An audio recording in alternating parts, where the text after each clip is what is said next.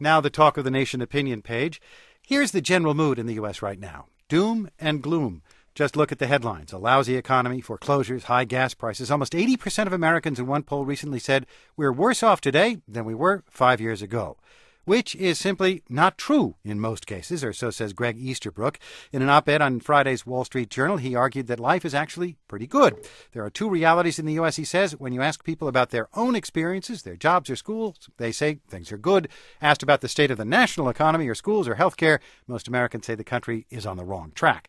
Gregg Easterbrook joins us in a moment. So tell us, how does the general sense of crisis conform to what you see in your own life? 800-989-8255. Email us, talk@npr.org. Go to our blog as well at npr.org/blog of the nation. Gregg Easterbrook is the author of The Progress Paradox, How Life Gets Better While People Feel Worse. He joins us on the phone from his hotel in California. Nice to talk with you again. Hi, Neal. And before the calls start pouring in, you do express one reservation with that argument, that people are better off than ever, and that's the long and bloody war in Iraq. Sure. No one would argue that everything is fine. There are all kinds of problems in the United States. The Iraq War, long, bloody, costly, no clear purpose. There's a good reason for Americans to be disturbed about the situation in Iraq. And there are good reasons to worry about the economy. And obviously, even if most people are better off, that doesn't mean that everyone is. There are lots of Americans that are having problems. But objectively, America is this year the best off that we have ever been in our history. If you want to measure it by per capita income converted into real dollars, we're the best off we've ever been. Living standards are the highest that they've ever been. Longevity is the highest it has ever been. Most rates of major diseases are declining. All forms of pollution except for greenhouse gases are declining. Crime is in a 20-year cycle of decline. Education levels are at an all-time high.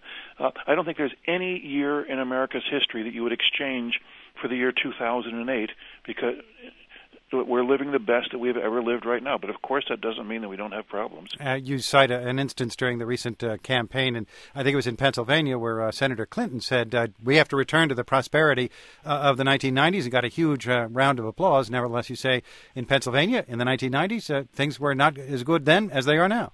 I went back and looked in 1990, converting to today's dollars, of course. Per capita income in Pennsylvania was 23% lower than it is today, and the unemployment rate was slightly higher than the current Pennsylvania unemployment rate. Of course, in Senator Clinton's case, she's making a political appeal. Her husband was president in the 1990s.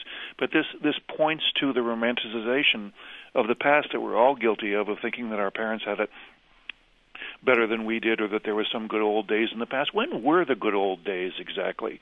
The 1950s, systemic discrimination against blacks, women, and gays. The 1960s, inflation-adjusted income was less than half of what it is today. The 1970s, we had runaway inflation in that period. It was almost impossible for the average person to buy a house. The 1980s, if you had a pension fund, you were really hoping that the Dow Jones would break 2,000. So if someone could tell me when the good old days were, maybe I'd believe in them. But I think the good old days are right now. Gregg Easterbrook is on our opinion page today. He's a fellow at the Brookings Institution. You can read his op-ed, Life is Good, So Why Do We Feel So Bad, through a link on our blog at npr.org/blog of the nation. And this is Talk of the Nation from NPR News. And as you look at this argument, nevertheless, why is it, do you think, that people feel this way if objective reality does not conform to that? Well, I think partly we've been programmed to be complainers. Americans are really good at complaining. What you get good at what you practice, and man, do we practice complaining. I think that's one reason.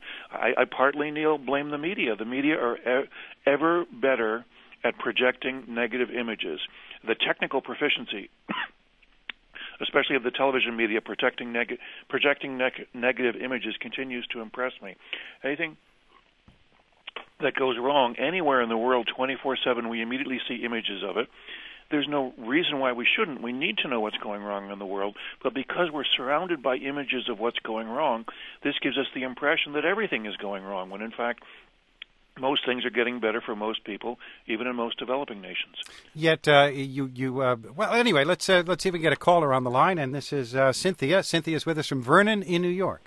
Hi, everybody. My name is Cynthia. I'm 78 years old. I've got 2 master's degrees, and my pension is $24,000 a year. And I went to the grocery store, and there's 3 peppers for $3.39. So I want to say to this fellow from the Wall Street Journal article, if you make $200,000 a year, terrific, or $100,000 a year, terrific, good times are here. But for the vast majority of people, the reality is these are, can you spare a dime, times. They're bad. Gregg Easterbrook? Well, as we said at the beginning, obviously there are people within individuals who have problems. You can find areas of the country, especially in the old industrial Midwest, where jobs are declining rather than rising. But if you look at the country as a whole, excuse me, I have a frog in my throat. Things are great. I follow the probably the best public policy polling data comes from the Pew Research Center in Philadelphia. Pew has been polling on a lot of questions for 40 years, including the key question for average people: can you afford what you need to buy? And right now, Pew's number in the can afford category is 52%. It's the highest that it's ever been. That Pew finds more people report that they, in fact, can afford what they need to buy, even with food and fuel prices high, than at any point in U.S. history. So for society as a whole, most people can afford what they need to purchase. Obviously, retirees or people who live in central Ohio or central Pennsylvania, that could be different. May I respond, Neal? If you could keep it short, because we're running out of time. Yeah, okay, great. Listen, I am not as swift as I used to be, but 52 to 48%, that's not enough of the people being able to buy things. In the height of the Depression in the 30s, the unemployment rate was 23%. And it's about 5% now. We know how terrible it was then, so I'll hang up because I know that you're running out of time. All right, and you sound plenty swift to me, Cynthia. Oh, are you kidding? Thanks a lot, Right, Neal. bye-bye. Bye-bye. Greg, we just have a few seconds left. Well, I wish I had a brilliant summary thought for you, Neal. To be optimistic or to be appreciative of the current condition of the country is not to be a Pollyanna. Obviously, we have lots of problems and many reforms needed, but Americans need to be more grateful for how good we live compared both to the rest of the world and to Americans of the past. Gregg Easterbrook, thank you very much, and I guess we should all feel sorry for that frog. Okay. Appreciate it. Gregg Easterbrook, a fellow at the Brookings Institution. And again, you can read his op-ed at our blog, npr.org/blog of the nation. Tomorrow, Lynn Neary will be here to guest host. We'll be back Wednesday from the Newseum. I'm Neal Conan, and this is NPR News.